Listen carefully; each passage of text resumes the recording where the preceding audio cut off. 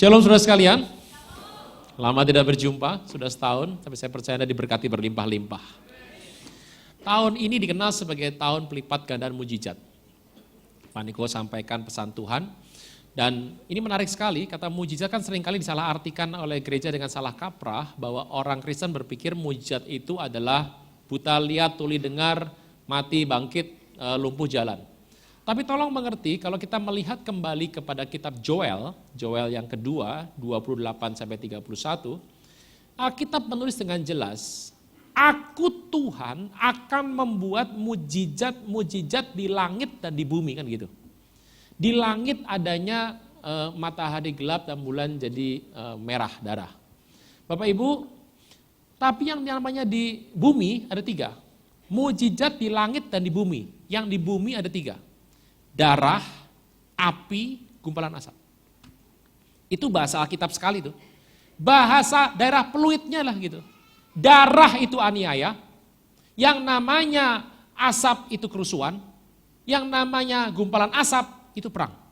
Darah, api, gumpalan asap. Darah adalah aniaya, api kerusuhan, gumpalan asap itu perang. Saya mau tanya, enak gak? Enggak enak. Tapi itu pun dikasih nama mujizat. Jadi mujizat itu tidak melulu semua hal yang enak secara tubuh. Saya nggak bicara rohani, saya nggak bicara jiwani ya, saya bicara tubuh. Kita pikir mujizat itu enak secara tubuh, enggak harus. Alkitab bilang mujizat dengan bahasa asli adalah mofet. Mofet adalah peristiwa yang tidak pernah terjadi atau sangat jarang terjadi. Begitu terjadi akan membuat kita tercengang karena itu berkebalikan dengan logika. Contoh, mati bangkit itu kan beda dengan logika kita. Yang namanya lumpuh jalan, itu nggak masuk akal itu. Apalagi nggak ada kaki keluar kaki. Mujizat yang pernah dialami oleh Smith Wigglesworth, itu di luar logika, tapi itu mujizat. Nah, mujizat itu bisa 2 bagi kita. Ada yang positif, ada yang nggak enak, tapi namanya mujizat. Makanya Pak Niko jelas sampaikan bahwa 2015 tahun pelipat gandaan mujizat. Yang akan disertai dengan pelipat gandaan goncangan. Nah tadi pagi saya bicara mengenai tahun double sabat. Double sabat itu tahun yang namanya bukan cuma kelipatan 7, tapi setiap 47 tahun sekali. Contoh dengan cepat saja. Bapak Ibu, Tuhan suka angka 7.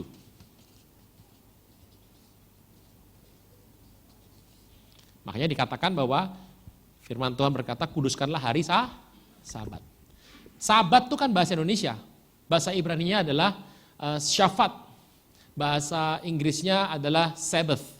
Bahasa Arabnya Al-Sabt.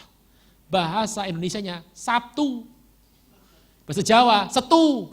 Nah itu dia. Kuduskanlah hari Sabat. Jangan kacau ya Bapak Ibu, jangan goncang iman. Pak, kenapa kita ibadah hari Minggu bukan Sabtu? Jangan goncang iman. Dengerin baik-baik. Anda dan saya ditebus darah Yesus. Amin. Loh, ini diam semua, ini darah domba mana ini? Kita ditebus darah Yesus. Engkau dan saya orang Kristen. Kita bukan orang yang ibadah hari Sabtu. Engkau dan saya bukan orang yang ibadah hari Minggu. Kita beribadah setiap hari. Pak, kalau ibadah itu Sabtu, salah. Pak, ibadah itu Minggu, salah. Kapan ibadah? Setiap hari. Saya mau tanya, Senin ibadah enggak? Senin pagi doa enggak? Lah doa ibadah bukan. Sehari makan berapa kali? Sebelum makan doa toh? Berapa kali makan? Bohong, 7 kali dong. Pagi sarapan, jam 10 kan pasti cendol dulu. Jam 12 makan siang, jam 2 kan batagor. Gitu. Nanti jam 5 kan makannya Bika Ambon, jam 7 malam makan malam, terakhir mie instan toh? Atau martabak, ya kan iya. Saya mau tanya, sebelum makan doa enggak? Lah itu ibadah bukan? Lah masuk kantor doa toh? Dimarahin bos doa enggak? Naksir teman kantor doa enggak? Mau lelang doa toh? Mau pulang, ngapain pulang? Lembur malam ini. Pulang lembur sudah malam takut begal. Doa enggak? Lah sehari doa berapa kali? 1 hari kita bisa beribadah 12 kali loh. Belum ditambah kalau Anda dipepet sama angkot. Tuhan Yesus, itu termasuk tuh. Siapa di sini yang berani ibadah 1 minggu cuma 2 jam hari Minggu doang di Pluit? Angkat tangan. Biar Tuhan yang lihat. Nggak ada yang berani. Jangan bilang ibadah Sabtu, jangan bilang Minggu. Ibadah itu apa? Nah itu dia jawabannya. Angka 7 kudus ya. Kuduskanlah yang ke-7. Nah saya mau tanya, kalau 7 kudus 14 bagaimana?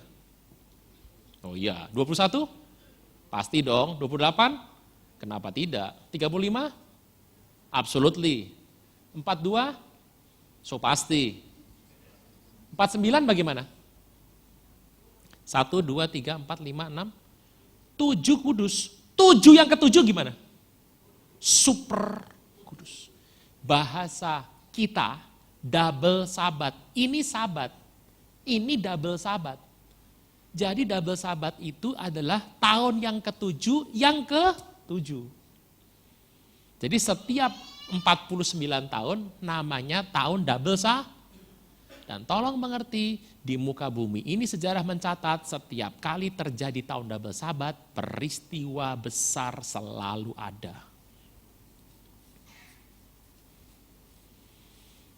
Ini tahun double sabat ini. Israel, Yahudi mendapatkan tanah gratis dari Inggris untuk menduduki tanah Palestina. Jadi Palestina diserahkan Inggris kepada orang Yahudi dengan perjanjian Balfour setelah Perang Dunia Kedua. Dunia Pertama. Tahun ini tahun double sabat. Tambah 49 tahun. Israel ribut sama 10 bangsa Arab. 1 lawan 10. Yang menang siapa? Setahun kemudian perang pecah. Israel merebut Golan, Sinai, dan Gaza. Daerah yang direbut lebih luas daripada hari ini. Dapat surat tanah, dapat tanah.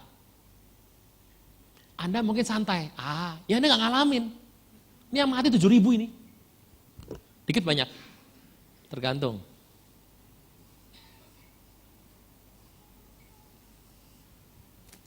Double sabat, double sabat, double sabat. Tidak aneh tahun ini ekonomi begini. Tahun pelipat gandaanmu disertai pelipat gandaan. Bapak Ibu, goncangan itu nggak semuanya orang kena. Contoh ya, goncangan apa yang bersifat meluas, semua kena. 1, rumah tangga berantakan. Saya mau beritahu, nggak semua orang kena. Yang belum menikah aman. Yang sudah umur 80 aman. Nggak punya tenaga buat berantem lagi. Kalau umur 80 masih pengen nikah lagi, nggak ngerti saya mau didoain apa lagi tuh. Itu pengurapan 2 ember tuh sekalian. Mengerikan sekali. Oke. Sakit penyakit. Saya mau beritahu. Tidak semua orang kena. Emang semua orang sakit kanker? Kan enggak. Ada kanker, ada kantong kering, beda. Tapi kalau yang namanya goncangan satu ini, tua muda miskin kaya, ganteng jelek, kurus ceking, gemuk, hamba Tuhan merdeka, Kristen enggak Kristen, Kristen, semua kena sedunia. Goncangan namanya goncangan. Duit, money, jian, fulus, arto, hepeng. Ini kalau sudah goncang, gak cuma Pluit yang puyeng, Jakarta puyeng. Bapak Ibu sudah lihat kabarnya? Tahun ini Yunani goyang. Bayar utang. Aset dijual semua untuk bayar utang. Utangnya 1.283 triliun. Gak tahu tuh ngitungnya pakai apa itu. Udah gak tahu. Saya yakin kalau Anda terima duit segitu langsung pingsan. Yunani akhirnya jual asetnya untuk bayar utang. Itu benar. Punya utang harus Berarti yang ngomong tadi kenceng tuh pasti punya piutang. Sambil yang punya hutang stres, salah ibadah. Punya utang harus, dengar baik ya, utang itu urusan sorga dan bumi. Jangan pikir Anda terus, wah kalau saya jadi Kristen utang lunas, siapa yang bilang? Ini penting nih. 2, Yunani jatuh. Udah mulai bangkit lagi sekarang, tapi kita tunggu aja lah. Anda pengen tahu toh Indonesia nomor berapa? Nomor 2, Ekuador. Nomor 3, Argentina. China cuma pasar saham doang, sudah jangan percaya China jatuh, masih kuat China. Senyum, berarti punya hubungan dagang sama mereka. Indonesia nomor 6. Aman Pak, jangan khawatir, ini bangsa di tangan Tuhan. Anda boleh dengar kabar di luar, dengar baik-baik. Indonesia akan dijaga oleh Tuhan. Karena pendoanya banyak, nih pendoanya nih. Langsung stres, aduh Pak. Saudara Tuhan, Anda bisa dapatkan rekaman yang tadi pagi saja, ibadah yang pertama soal double sabat mengenai kenapa ekonomi dunia selalu setiap 7 tahun selalu rontok. Bapak Ibu, kenapa ekonomi dunia setiap 7 tahun pasti rontok? Tahun ini sudah rontok dunia. Tahun kemarin 2008, sebelumnya 2001, sebelumnya 94, selalu rontok tiap 7 tahun. Kenapa? Dapat rekamannya saja. Saya tidak akan ulang lagi, saya mau bicara hal yang berbeda. Makanya firman Tuhan dibaca. Alkitab itu sudah tulis dengan jelas. Setiap 7 tahun, ekonomi akan dikoreksi. Jadi kalau Anda sudah 7 tahun, baru investasi, telat. Pak, berita kenapa begini? Alkitab bilang nggak begitu. Gitu ya. Tapi jangan khawatir, kalau engkau mengalami hari ini goncangan atau pernah salah langkah, ada tangan yang penuh kasih yang mau merangkul Anda. Pak, bukan masalah rangkul, mau balikin duit saya apa enggak? Yang penting rangkul dulu. Nah gitu, namanya Tuhan Yesus. Saudara Tuhan, ini saya mau cerita sebentar tahun ini. Ini ekonomi sudah mulai goyang-goyang. Mungkin Anda nggak berasa. Pak, nggak berasa tuh Pak? Ya saya tahu Anda nggak berasa, karena Anda menyembah Tuhan Yesus. Yang di luar sana nggak nyembah Yesus. Tuh lidahnya sudah terjulur semua itu. Saudara Tuhan, goncangan ini akan menjadi goncangan yang panjang dan dalam. Untuk masalah ekonomi. 3 hari yang lalu, mengejutkan sekali Gubernur Sentral, ini khotbah ya, bukan seminar keuangan nih, ini khotbah, bentar.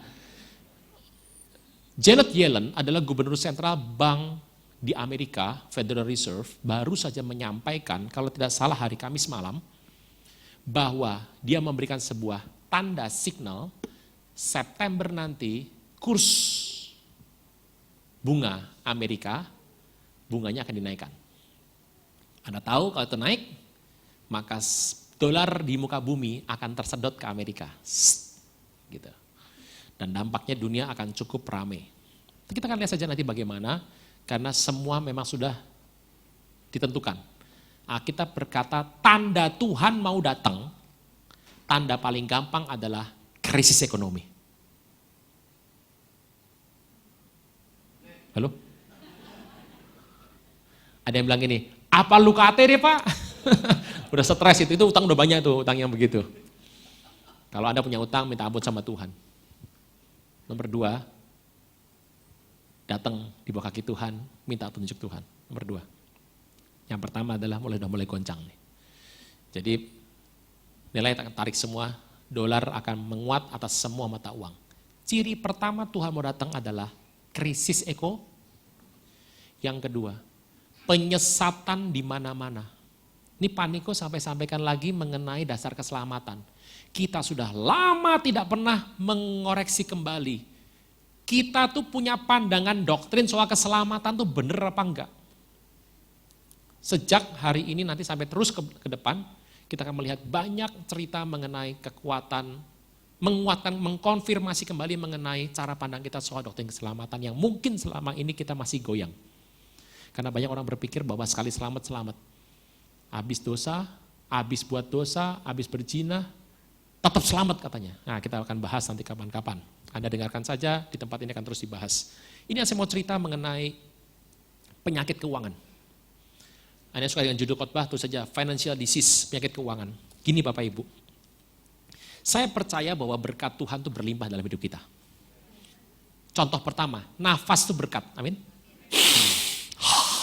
Berkat tuh, gratis. Andai kata Tuhan mau tagih itu, cepet ceng, gomban, pegoceng. Dari lahir sampai sekarang, ditagih, Anda suruh bayar, terjulur lidah kita. Tuhan gak bisa bayar, minta diskon. Oke, diskon 50%. Malaikat tutup hidungnya satu. Ngep. Ternyata berkat Tuhan itu berlimpah. Tapi kadang-kadang yang membuat kita mengalami masalah keuangan itu adalah karena kita punya penyakit keuangan. Saya percaya kok, kalau Anda itu tidak sakit, maka semuanya baik-baik saja. Kita sering minta Tuhan, berikan aku yang berlipat-limpah Tuhan, nanti dulu. Kita lupa kadang-kadang gini loh, orang normal itu kalau kolamnya bocor, itu yang ditambal kolamnya bukan tambah air. Bak itu kalau airnya kurang, bukan ditambah air, dicari bocornya dulu. Kita terlalu sibuk meminta tambahan air sama Tuhan, pada Tuhan bilang, aku enggak pernah tutup kerannya kok. Ngocor ya terus. Tapi kita lupa memeriksa kebocoran-kebocoran dalam bak hidup kita. Yuk kita cek sebentar, apa saja daftar penyakit keuangan. Lagi krisis nih Bapak Ibu. Dan saya mau beritahu, banyak orang di luar sana gak terima Yesus, tapi kenapa hidupnya tuh duitnya banyak gitu loh. Alkitab itu punya prinsip-prinsip soal keuangan. Yuk kita bahas sebentar mengenai penyakit-penyakit keuangan. Saya berdoa sambil saya sampaikan ini, Bapak Ibu kalau ada yang saya ngalami ini, langsung minta ampun karena saya percaya Tuhan tuh mendengar dan melihat. Amin. Tuhan mendengar dan melihat. Dia tahu kehidupan Anda dan dia menunggu yang namanya Anda pertobatan. Orang sering bilang gini, Pak, yang namanya hati seorang ayah, anak bungsunya pergi menjual hartanya foya-foya anak yang hilang, the prodigal son, itu bapaknya tetap sayang. Betul Bapak Ibu. Waktu anak bungsu itu hilang, bapaknya tetap sayang, itu benar banget. Tapi dengar baik, waktu anaknya pergi, walaupun bapaknya sayang, tidak terjadi sebuah hubungan, relationship. Hubungan baru terjadi pada saat anaknya pulang. Yuk kita lihat sebentar hari-hari ini, jenis penyakit keuangan apa yang seringkali mengena, nepa sama hidup kita nggak sadar, padahal itu akan menggerus keuangan kita dengan cepat. Sesuai daftar di Alkitab, saya nggak mau jauh-jauh, saya mau belajar hari ini dari seorang orang pinter yang paling bodoh. The foolish wise man, namanya Salomo. Pinter tapi bodoh. Siapa orang yang lebih pintar daripada Salomo? Jawabannya, sing ada, nggak ada. Tapi siapa orang lebih bodoh daripada dia? Nggak ada juga. Artinya apa? Ini orang pintar yang bodoh, sudah diberkati, limpah pinternya, raja besar zaman dia, perak nggak guna. Orang peluit masih nyari perak toh? Salomo perak nggak guna. Saking kaya luar biasa. Saya baru tahu loh, yang namanya Salomo punya nama belakang orang Jawa loh. Salomo Sugiharto. Sugiharto, banyak duit, kaya raya. Tapi orang ini dalam kekayaannya bodohnya bukan main. Istrinya berapa? Ciri utama mau miskin, kawin lagi, itu dia. Tuh, prinsip. Itu ibu-ibu senang dengar tuh, BBI senang tuh. Ya bener-bener. Mau miskin, gampang, kawin lagi. Dah itu. Itu prinsip tuh. Bukan, maksudnya istri pertama masih ada, nikah lagi. Dia menikahi 1000 perempuan. Akhirnya istri-istrinya menarik dia untuk menyembah dewa, yang bahkan dewanya tidak bisa kasih kekayaan. Anda bisa bayangkan? Orang sepinter itu bisa melakukan tindakan sebodoh itu. Kita akan belajar dari orang ini. Yang pertama, yuk. Penyakit-penyakit keuangan. Ini penting untuk menghadapi krisis ke depan ini. Bapak Ibu, ini akan panjang dan dalam. Dan Anda akan kaget sekali, akan terjadi banyak hal keputusan dunia soal keuangan yang akan memporak-porandakan segi-segi. Tapi jangan khawatir, cepatlah berlari kepada kerajaan tak tergoncangkan. Karena sesuatu yang tak dapat digoncangkan, tidak bisa digoncang. Dan kita ada di sana. Penyakit ada 3, ada 40 sih, tapi karena saya baik hati 3 saja. A, B, C. Tapi yang A1, 2, 3, 4, 5, B, 1, 2, 3, 4, 5, kan gitu ceritanya. Yang pertama A, penyakit keuangan. A. Mau cepat, instan, kagak mau bayar harga. Ini pola yang sering didapat oleh orang-orang yang hobi nonton sinetron. Sinetron Indonesia isinya adalah pria muda ganteng, pakai jas, mobil mewah, di perusahaan bapaknya duduk. Terus tiap hari teken, nggak tahu teken apa, hobinya cuma teken sama pacaran. Nah itu dia tuh. Sinetron Indonesia tuh isinya. Gitu. Anda pasti nggak tahu, oh, apa iya, berarti nggak suka nonton sinetron. Saya tahu hobi Anda, firman Tuhan. Yang pertama, instan, mau cepat, tidak bayar harga. A1. Males. Nah ini. Yuk kita lihat. Amsal. Semua saya ambil dari Amsal. Saya cuma sebutkan saja chapter dan ayatnya supaya cepat. Amsal 6 ayat 9 sampai 11. Hai pemalas, berapa lama lagi engkau berbaring? Kapan engkau bangun dari tidurmu? Tidur bentar lagi, ngantuk bentar lagi, apalagi tidur di gereja. Melipat tangan bentar lagi untuk tinggal berbaring, datanglah kemiskinan kepadamu seperti seorang penyerbu, kekurangan, kemiskinan, kemelaratan, seperti orang yang memegang perisai atau ishmagen. Bukan bersenjata, megang perisai. Anda tahu arti kemiskinan pegang perisai, Anda tengking gak mempan itu. Orang malas kalau ditengking, percuma. Yang membawa miskin nomor 1 adalah Kalau yang pria mau menikah yang perempuan, yang punya anak pria, lamar itu jangan jam 11, ngelamar jam 7 pagi.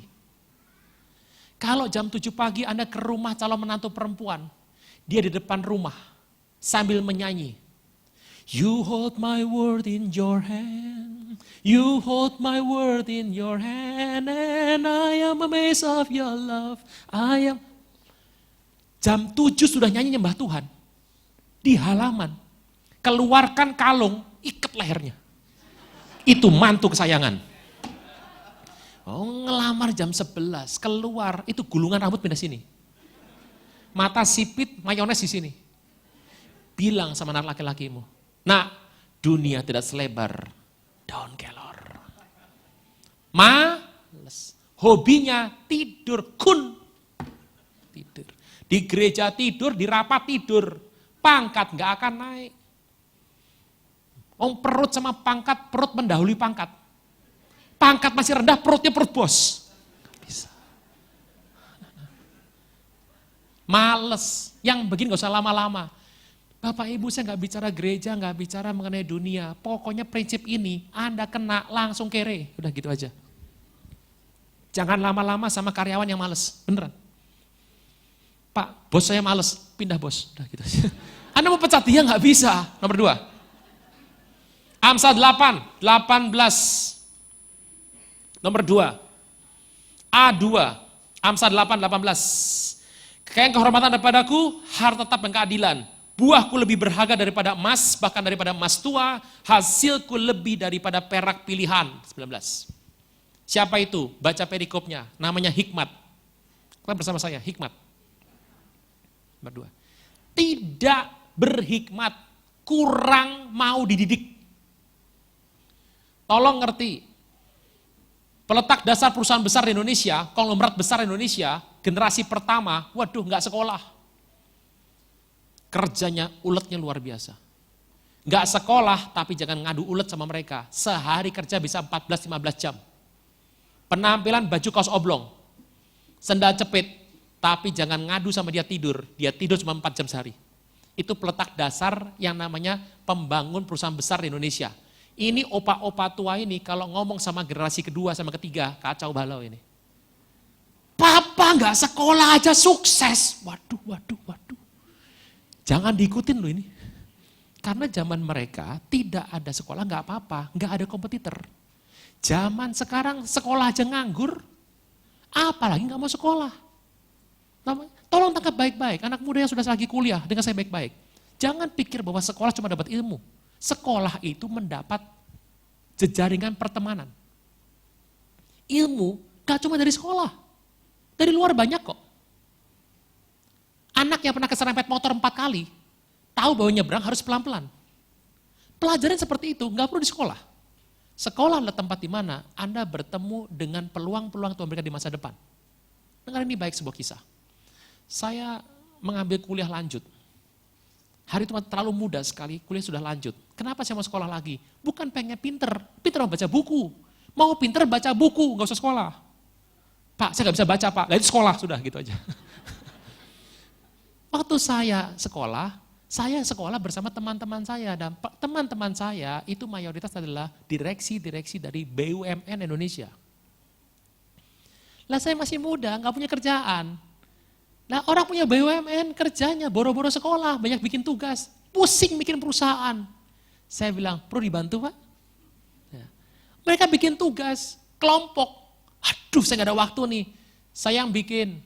Bapak siapkan dananya. Karena zaman dulu ngetik pakai laptop. Punya laptop, itu bonafit sekali. Zaman sekarang nggak punya laptop diketawakan. Zaman dulu punya laptop, waduh. Lah ngetik, dipinjamkan saya ngetik. Di print. Ini gimana ya? Saya nggak bisa nih, saya ajarin. Ini loh Pak, udah mau ujian nih, saya lupa pinjam catatan. Saya pinjemin. Dengan begitu, saya punya akses langsung telepon dia. Bapak ada, oh maaf sedang ada meeting, ada janji di mana ya? Ini bukan janji, sore mau ujian. Bapak belum belajar sama saya. Kalau lihat jelek, Anda dimarahin. Panggil Bapak sekarang. Oh iya, sebentar. Ya ada apa? Pak, ada lowongan nggak Pak? Ngerti maksudnya? Ngerti, ya. Tidak berhikmat, tidak mau dididik. Saya harus bilang loh. Sekolah itu untuk membuat Anda dedikasi tanggung jawab. Saya paling kesel lihat anak-anak muda, sekolah belum selesai, tidak diselesaikan karena dia kerja dan gajinya besar. Dengar saya baik-baik. Anda sekolah menunjukkan Anda tanggung jawab. Selesaikan tanggung jawab. Ini penting. Sekolah belajar disiplin, tanggung jawab. Anak muda harus dengar ini baik-baik. Bukan berarti Anda bisa coba ini, nggak suka tinggal, coba nggak suka tinggal. Ambil sekolah ini, nggak senang pindah sekolah. Dengar baik-baik. Kehidupan adalah sebuah komitmen. Harus mau dididik dan ada beda lah. Orang berhikmat, orang nekat sama orang oon. Hikmat, doa sama Tuhan, nyebut nama Tuhan. Cinta Tuhan, keluar rumah. Sepi, dia nyebrang. Orang nekat gak pakai doa. Langsung keluar, nyebrang. Mobil tabrakan beruntun gara-gara dia. Orang oon beda. Nyembah Tuhan, cinta Tuhan. Mau nyebrang, sepi diem, truk lewat nyebrang dia. Ngerti ya? Oke, 3. Amsal 10:4. Penyakit keuangan, yang pertama instan, males, suka tidur, gak berhikmat, gak mendidik. 3, Amsal 10:4. Tangan lamban membuat miskin, tangan orang rajin menjadikan kaya. Lamban, lela lelo legong, ding nang ning gong. Dunia sekarang, dunia mau cepat. Kalau Anda mau pelan-pelan, nggak dapat tempat di situ. Cepat, kerja harus rajin. Ada 2 cara iblis menjatuhkan manusia. Yang pertama, iblis buat Anda lamban. Gak usah ke gereja, nanti aja, nyembah Tuhan nanti. Baca kitab, entar aja, masih banyak waktu. Di sorga nanti ada tempat. Tapi orang model seperti Anda kan nggak mau seperti itu. Anda mau ikut Tuhan sungguh-sungguh, amin. Kalau iblis gagal membuat Anda lamban, dia buat Anda tergesa-gesa. Karena kita berkata orang tergesa-gesa akan salah langkah. Kalau dia minta Anda untuk gak pelayanan, gagal, maka Anda akan bikin Anda pelayanan tergesa-gesa. Tergesa-gesa dan lamban sama-sama buruk. Tapi kalau saya diminta pilih satu dari kedua ini, saya lebih milih orang tergesa-gesa ketimbang orang lamban. Nangkep ya? Tergesa-gesa sama lamban sama-sama jelek, tapi di antara kedua ini lamban lebih buruk. Buat ini ya, ya nanti toh. Bahasa keren Jawa, toh. Nanti toh. Belanda masih jauh. Belanda emang jauh gitu aja udah. Amsal 11 ayat 15. Amsal 11:15. Sangat malang orang yang menanggung orang lain, tapi siapa beri pertanggungan amanlah dia. Nomor 3, jangan suka nanggung utang. Bapak Ibu, Kristen itu membantu orang. Tapi Alkitab tulis berkali-kali kita tidak boleh menanggung orang lain. Ada beda antara nanggung sama membantu. Saya baru saja mendapat konseling 2 minggu yang lalu dari seorang jemaat. Jemaat ini kedatangan saudaranya nginep di rumah dia. Sudah nginep, makannya banyak, tidak bantu cuci piring, pemilik rumah tidak punya pembantu. Keluarga pas-pasan. Yang nginep tidak ngepel, tidak nyuci, tidak bantu juga tidak, tidurnya siang, makannya banyak. Yang punya rumah konseling sama saya. Ini saudara saya mau diapain Pak? Kan saya Kristen Pak, dia bukan Kristen. Kalau saya usir, dia ngomong begini, Kristen kok gitu? Apa yang saya harus buat Pak? Doa sama Tuhan. Setelah doa sebulan, kebongkarlah bahwa yang nginep ini punya tabungan 100 juta. Tapi dia nggak mau pakai. Dia bilang, uang ini saya simpen untuk masa depan saya. Saya akan kerja nanti. Jadi saya mau jadi orang kaya dulu, setelah kaya baru saya pakai nih uang ini. Jadi selama saya nggak bisa pakai uang ini buat masa depan saya. Sekarang saya hidup prihatin aja, nebeng sama orang. Gimana saya bilang, gimana? Ulang saya bilang. Dia punya uang 100 juta, dia nebeng sama orang, hidup prihatin katanya nebeng sama orang. Karena uang ini untuk masa depannya dia. Sedangkan yang ditumpangi itu tidak punya uang segitu. Terus saya bilang, Pak, apa yang saya harus buat Pak? Gampang saya bilang, suruh dia keluar ngekos deket situ. Kenapa deket? Kalau dia ada masalah kita bisa bantu, bener gak? Loh Pak, kalau saya suruh dia keluar, dia bilang gini Pak, Kristen kok gitu? Saya balikin sama dia. Saudara kamu ini agamanya apa? Agamanya X, bilang, X kok gitu? Gitu loh, sama aja. Jawab orang bebal menurut kebebalannya, saya bilang. Itu artinya kamu bukan bantu dia, kamu nanggung. Kita nggak boleh nanggung utang orang lain. Membantu harus, jangan menanggung. Karena cuma Tuhan yang bisa nanggung kita. Jangan menjadi pahlawan kesiangan. Nomor 3. Amsal 23 ayat 4 dan 5. Jangan susah payah untuk jadi kaya. Nah ini pentingnya apa? Ulang sama-sama ulang. Jangan apa? Tahu beda antara kerja sama kerja keras. Kerja itu suruhan Tuhan. Itu wajib kudu bukan sunnah. Tapi yang namanya kerja keras itu kutuk. Kerja anugerah Tuhan. Kerja keras kutuk. Jangan susah payah jadi kaya. Tinggalkan niatmu ini. Kalau engkau mengamat-ngamatinya ayat 5, lenyaplah ia karena tiba-tiba ia bersayap terbang ke angkasa bukan seperti emprit. Seperti Raja Wali. Ingin cepat jadi kaya. Terus Amsal 15 ayat 27. Amsal 15 27. Siapa loba keuntungan gelap, kacaukan rumah tangganya. Jelas, siapa terima korupsi, hancur rumah tangganya. Kenapa korupsi? Pengen cepet jadi kaya. Nomor 1, instan, gak mau bayar harga. Isinya adalah males, tidak berhikmat, lamban, nanggung hutang, dan pengen cepet kaya. Kenapa orang terima masalah? Bapak Ibu dengar ini baik-baik, tahun ini soal keuangan, goncangan ada. Buat apa digoncang? Biar semakin bersih. Saya sudah terima konseling lebih dari 3 orang. Bisnisnya habis hancur-hancuran. Karena apa? Ada orang pinjam, si A pinjamkan uang sama si B. Si B serahkan uang sama si C. C yang kerja. Yang B Kristen. Yang C juga Kristen. Yang C kabur bawa duitnya. Si B-nya lemes, si A-nya nagih. Bawa preman. Saya bilang sama si B, kamu mau usaha itu karena kamu pengen cepat jadi kaya. Itu bisnis kamu gak pernah kuasai, tapi kamu masuk karena kamu lihat returnnya besar, bunganya besar. Cuan lui. Saya bilang, itu salah depan Tuhan. Apa yang saya harus buat Pak? Nyembah Tuhan minta ampun.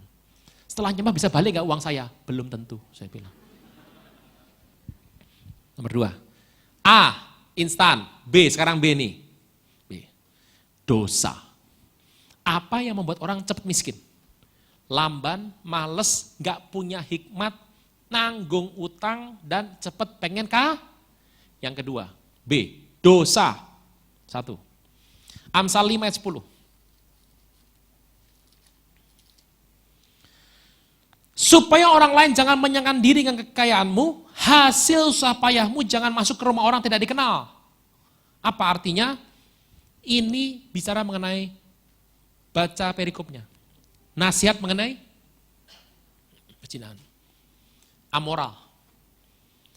Sepanjang jadi hamba Tuhan, saya terima konseling banyak sekali. Saya baru tahu loh.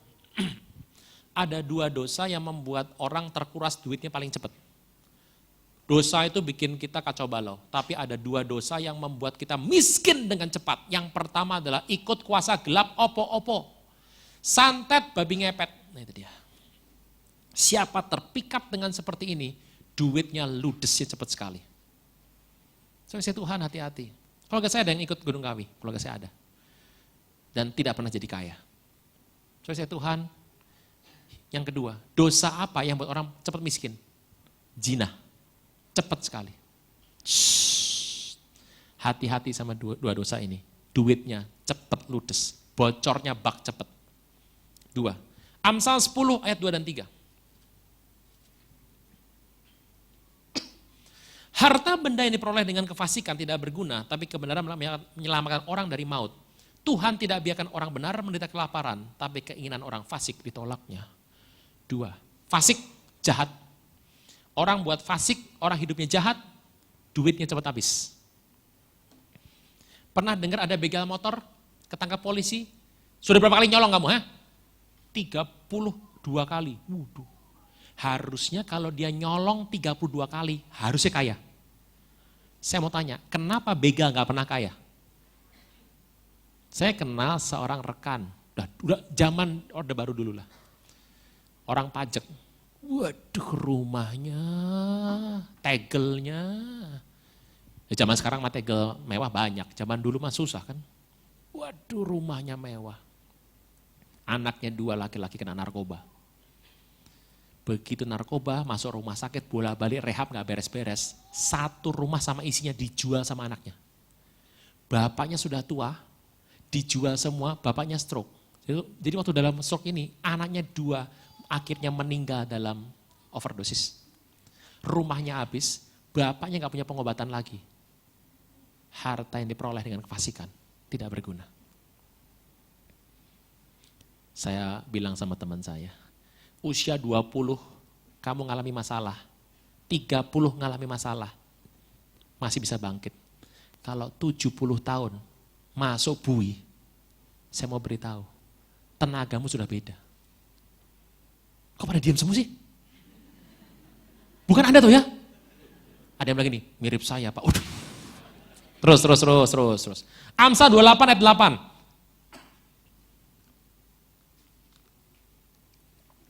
Amsal 28 ayat 8. Firman Tuhan bilang apa? Orang yang memperbanyak hartanya dengan riba dan bunga uang, kumpulkan untuk orang yang punya belas kasihan pada orang lemah. 3. Suka narik riba. Bapak Ibu, kalau Anda serahkan uang sama si A, terus sama-sama bikin bisnis bengkel, bikin kafe, harus pakai bunga. Kalau Anda join sama teman, Anda keluar duit, teman yang operasi, bikin kafe, bikin bengkel, nggak pakai bunga, namanya on. Kalau bisnis harus pakai sepakat. Tapi kalau orang sudah di rumah sakit, mau meninggal, Anda pinjamkan uang dengan bunga selangit, namanya riba. Nangkap ya? Orang nggak bisa makan, sudah mau mati, Anda masih kasih duit buat kasih bunga tinggi, namanya riba. Kalau bisnis, ya harus pakai bunga. Kalau Anda mau kasih uang tanpa bunga, kasih pinjam bisnis, nggak pakai bunga, hubungi saya. Semua orang mau sama Anda pasti. Bisa ya? 4. Dosa amoral zina. 2. Jahat atau korup. 3. Suka tarik riba. Amsal 11 ayat 24. Amsal 11 24. Ada yang sebar harta, bertambah kaya, ada yang hemat luar biasa, selalu berkekurangan. Ingat apa kata guru kita waktu kita masih SD? Hemat, pangkal. Salah, pas-pasan. Yang bilang hemat pangkal kaya guru kita. Amsal bilang hemat pangkal pas-pasan. Orang suka hemat pasti pas-pasan. Tapi saya percaya adalah orang yang murah hati, suka memberi. Ini minggu pertama ini, bentar lagi ditulis nanti ikrar. Ngomong sepenuh hati. Jangan begini, sambil ngomong, duit lagi. Saya mau beritahu, yang dengar cuma sebelah Anda, cuma 3 orang yang dengar. Sebelah Anda, Tuhan sama setan. Hati-hati. Ini penting. Saya Tuhan, menjelang waktu akhir, krisis ekonomi adalah cerita tanda yang paling jelas Tuhan mau datang. Kedua, penyesatan. Yang ketiga apa Pak? Nanti 15 Agustus, ada seminar akhir zaman di sini. Kalau Tuhan belum datang, saya akan layani Anda untuk seminar akhir zaman 15 Agustus, jam 9:30 ya. 3 jam aja lah, supaya Anda punya waktu yang panjang sama keluarga habis itu. Saya Tuhan, kikir, pedit melilit, kikir melintir. 5. Banyak berhemat, banyak hemat. Saya tuh gak ngerti pikiran orang-orang, bukan Anda, ibu-ibu encim-encim, bukan di Pluit, tempat lain. Beli mangga, datang mangga baru, makan yang lama dulu, yang lama udah mulai bonyok-bonyok itu, kalau nggak dimakan rugi. Anda makan yang lama, yang baru jadi bonyok. Terus kapan makan yang enak? Gitu. Selalu makan yang bonyok terus. Nanti udah yang bonyok habis, yang baru kan jadi bonyok. Datang yang baru lagi, makan yang lama dulu. Ya, seumur hidup makan yang bonyok tuh kalau gitu tuh. Iya, ngerti ya? Ibu-ibu kan gitu semua. Semua ibu-ibu begitu. Hidup cuma 2 kali saudara. Berapa? 1 di Pluit. 1 lagi di mana? Surga. Berapa kali hidup? Nah, saya mau tanya. Makan pecel, makan kue tiaw enak, di mana? Sop Roxy, kambing, di mana? Saya mau tanya, di sorga makan sop kambing? Belum tentu. Ada orang yang tuh susunya diminum dulu, nanti basi. Lu seumur hidup makan susu basi terus toh. Gak ngerti saya pikirannya. Pak mau yang mana? Yang seger. Udah gitu aja makan. Ada yang merasa tertuduh sekali. Begitu pulang, jeruknya dibuang semua. Nah itu bener, beli yang seger. Nah itu. Tuh istrinya merangkut, suaminya bilang, lu dengerin lu. 5, Amsal 11:28. Amsal 11:28. Siapa percaya kepada kekayaan akan jatuh, orang benar tumbuh seperti daun muda. Jangan percaya kepada kekayaan. Anda pikir Anda punya om pejabat, Anda punya bos orang kaya, saya mau beritahu, kita punya Bapa itu Tuhan. Jangan percaya sama kekayaan. Rugi, apalagi percaya sama kuasa gelap. Saya berikan sebuah cerita. Ada satu orang di daerah Matraman, saya lupa, Salemba, anak Tuhan, cinta Tuhan. Pengusaha, hancur usahanya, istrinya sakit di rumah sakit dan kemungkinan sembuhnya kecil sekali, anaknya entah kemana hilang. Dalam kondisi hancur sudah seperti itu, uangnya sudah terkuras habis, dia cuma punya satu sisa adalah cincin nikah istri dan cincin nikah dia ditambah 1 perhiasan. Dan dia mengambil sebuah keputusan yang paling penting ini kalau sampai salah hidupnya hancur semuanya. Dia uangkan semuanya, dia beli tiket Jakarta, India, PP. Sampai di sana dia bermaksud ketemu sama seorang guru. Anda pasti tahu sudah almarhum orangnya, bajunya kuning, rambutnya keriting. Wah, di India. Gitu. Saya nggak mau ngomong, Anda sudah tahu orangnya. Jadi dia mau ketemu, mau tanya, apa yang saya harus buat dalam hidup saya supaya saya bisa berhasil dan sukses. Semua sudah habis. Dia cuma punya tiket pulang. Jadi dia tidak akan pulang kalau nggak jelas jawabannya. Dan dia ketemu sama guru itu. Guru yang begini loh. Obat. Nah, kan udah lihat toh? Nah, gak tahu ya? Puji nama Tuhan kalau gak tahu. Dia ketemu sama guru itu, ditanya sama guru itu. Saya punya masalah Tuhan. Dan saya tidak perlu beritahu sama Tuhan. Karena Tuhan sudah tahu masalah saya. Apa jawabannya? Saya tidak akan pulang tanpa apa-apa. Karena saya cuma punya 1 tiket untuk pulang. Guru itu bilang gini, kamu pulang aja. Saya tidak akan pulang, ngototnya bukan main. Ini melayani Tuhan nih dulunya orang ini. Ngototnya bukan main, oke. Gak mau pulang. Saya bilang begini, gini, kamu pulang ke rumah saja. Ini saya kasih jawaban buat kamu. Kantong hitam, kamu terima, hanya boleh dibuka di rumah. Ini kelak pas dibuka nanti, cincin yang dijual balik lagi tuh. Jangan percaya begini-begini ya, udah, orang sudah meninggal. Kita punya Tuhan Yesus lebih perkasa daripada begituan. Ini bawa pulang. Hanya ini saja, saya nggak perlu kasih jawaban sama kamu. Kamu tanya hidup kamu kemana? Ya senyum. Kamu pulang ke rumah, kembali ke kamar kamu. Ya, di sebelah ranjang kamu ada sebuah lemari kecil. Betul. Laci pertama kamu buka. Ada barang kan di situ? Iya. Apa barangnya? Alkitab. Disitulah jawaban hidup kamu. Pulang. Jakarta, India, cuma mau denger Alkitab di meja. Ini orang bodohnya bukan main. Kalau saya ketemu sampai saya bilang gini, mending lu kasih gue cincinnya. Saya punya 20 Alkitab di rumah, ambil saja 5 sana.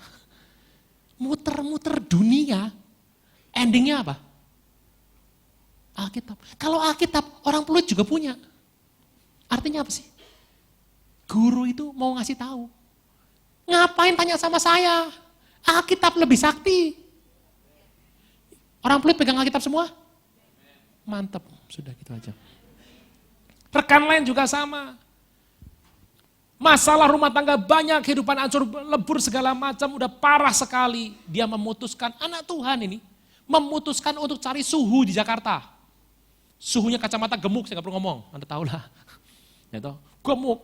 Dan dia mau ketemu sama si suhu. Mau ketemunya, hitungannya bulan sama minggu. Kalau minggu 10 juta, kalau bulan 5 juta. Dia bayar 10 juta. Saya mau ketemu hitungannya minggu. Ketemu tuh. Suhu saya mau cerita masalahnya. Ini ahli feng shui terkenal. Oh nanti dulu, jangan cerita dulu. Saya ceritakan prinsip-prinsip feng shui.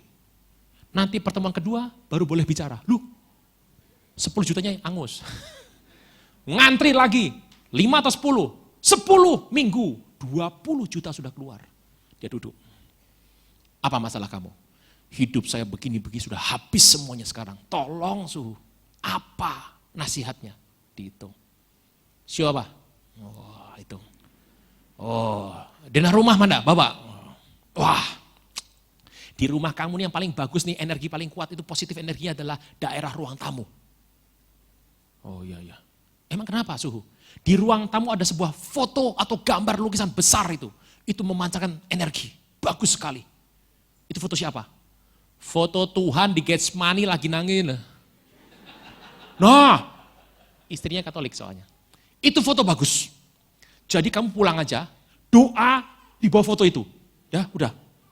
20 juta habis cuma gitu doang. Mending nyari orang peluit, beneran. Ini orang percaya sama harta. Saya mau beritahu, harta bisa habis. Tuhan gak pernah hilang. Kekal selama-lamanya. Jangan percaya kuasa gelap, babi ngepet, segala macam, gak usah percaya. Anda tahu, generasi kuasa gelap makin lama makin bodoh. Ada vampir tua bilangin sama vampir muda. Vampir muda, nah kamu kok minum darah binatang ngapain? Kita ini vampir, minum darah manusia. Enggak papi, darah manusia makin kecut tiap hari. Makin asam. Aku enggak mau lagi. Kamu harus minum darah manusia. Itu manusia, gigit. Terpaksa digigit sama vampir muda. Krek. Bapaknya datang dikaplok. Plok. Anak bodoh. Gigit di leher, bukan ketek. Terus. Amsal 23:20. Nanti pulang yang diinget yang itu. Itu terus. Amsal 23:20. Jangan ada di antara peminum anggur pelahap daging. Terus 21. Next. Karena si peminum dan pelahap jadi jangan jadi peminum dan pelahap. Hobinya mabuk-mabukan. Hobinya kumpul mabuk tiap hari, enggak bakal kaya. Amsal 21 ayat 17. Orang suka bersenang-senang kan kekurangan. Siapa gemar pada minyak dan anggur, gak bakal kaya. Suka foya-foya. 1, instan. Karena bersama saya instan. Itu penyakit itu. Nomor 2, dosa. Apa aja tadi isinya? Amoral, zina, jahat, korup, tarik riba, kikir, percaya pada harta, pelahap peminum, dan foya.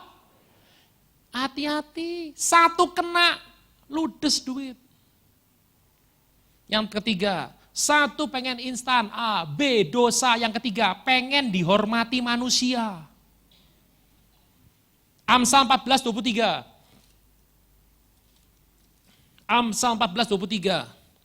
Dalam tiap jerih payah ada keuntungan, tapi kata-kata belaka mendatangkan apa? Kemiskinan. Yang banyak cakap.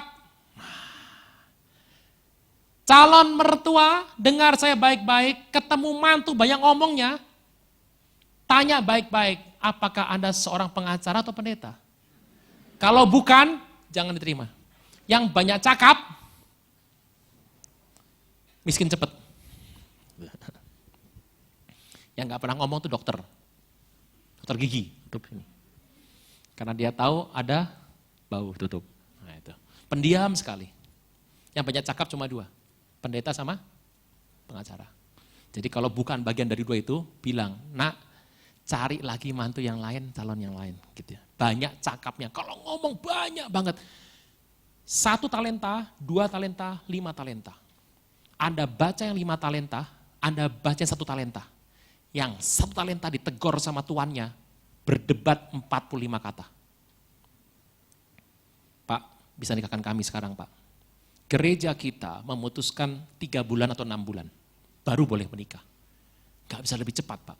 Buat apa cepat-cepat? Ikut BPN, bimbingan pranikah dulu. Ikut BPN bisa cerai, apalagi gak ikut. Ikut dulu, ikut prosedur. Jangan mau cepat-cepat. Emang sudah siap semuanya. Biar Tuhan yang siapkan. Bukan maksudnya gini, Anda kerja apa sih? Udah kerja? Kita bilang jangan khawatir, Pak. Bukan masalah khawatir. Anda tuh kerja apa? Tiap hari ngapain dari pagi? Coba, saya mau cerita. Dengar dulu ngomong apa? Bunga bakung, begitu indah. Salomo, tak seindah mereka. Ini nganggur ini orang yang model begini. Jelas ya? Terus. Amsal 17:19b. Amsal 17:19b.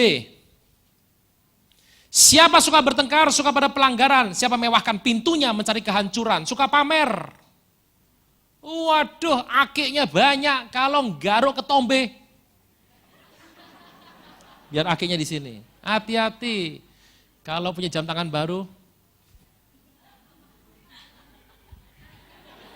pamer. Yang suka pamer gini, Anda harus hati-hati, saya memang begini. Suka pamer, habisnya cepet. Amsal 22 ayat 16. Orang menindas orang lemah untuk menguntungkan diri atau beri hadiah pada orang kaya hanya rugikan diri sendiri. Suka cari perhatian, caper. Jangan kaget sama yang begini. Ini pengen dihormati hidupnya. Wah, kalau sudah traktir, semua sekantor ditraktir. Untuk menunjukkan betapa dia bonafit. Hati-hati. Amsal 21 ayat 20. Harta yang indah dan minyak ada di kediaman orang bijak, tapi orang bebal apa? Boros. Pak, katanya kalau lubang hidung besar itu boros, Pak. Saya kenal orang yang hidungnya mancung, lubangnya kecil tapi boros. Ini orang operasi plastik. Dulunya besar. Jangan percaya begitu, boros gak ada hubungan sama lubang hidung. Terakhir, Amsal 21 ayat 13. Siapa tutup telinga bagi jeritan orang lemah, tidak terima jawaban. Kalau ia sendiri berseru, mengabaikan si miskin. Saya suka baca koran, suka baca buku, di rumah saya koran dan buku itu banyak. Dan kalau sudah penuh, saya ikat, saya pakai pembantu saya, tolong dijual. Di perumahan saya ada yang lewat tuh, beli koran bekas. Nduk, panggil, tawar paling tinggi, jual harga terbaik. Nego pembantu saya, dapatnya banyak. Nih Pak, lumayan Pak. Ya, dah, saya terima ya, nih saya balikin buat kamu. Anak saya protes. Dedi, itu kan majalah kita, itu buku kita, ya, itu koran kita. kenapa hasilnya nggak dia diambil? Kenapa dikasih kepada Mbak? Saya bilang sayang, dengarkan bagaimana papi mengajar. Orang Yahudi diajar orang tuanya, kalau menyabit gandum atau jelai, tidak boleh 2 kali. Sekali sabit yang jatuh, nggak boleh diambil. Jatahnya orang miskin. Majalah, koran dan buku, papi sudah baca, manfaat sudah pindah ke sini. Sisanya bukan milik papi lagi, punyanya Mbak. Itu jatah mereka, karena kita tidak boleh menyabit 2 kali. Paham sayang? Iya Dedi. Saya Tuhan, berapa kali kemudian datang lagi orang, bagi koran bekas, bukan beli, bagi koran bekas. Saya bilang sama pembantu saya, Duk, ini semua ya, saya potong segini, 1/4, kamu kasih dia gratis. Yang 3/4, kamu buat kamu. Belajar memberkati orang yang lebih susah daripada kamu. Bisa nangkap sesuatu ya? Ya. Orang kaya orang miskin menimpa. Pak saya miskin Pak, jadilah demikian. Bahaya. Hati-hati kalau bicara. Oke? Instan, dosa, dan ingin dihormati Saya mau berdoa bagi Anda sekalian. Pemusik boleh kembali. Supaya tidak ada penyakit ini yang akan nempel. Kalau ada minta ampun sama Tuhan, dengan murah hati dia akan menyembuhkan kita dengan seketika. Kita bangkit berdiri.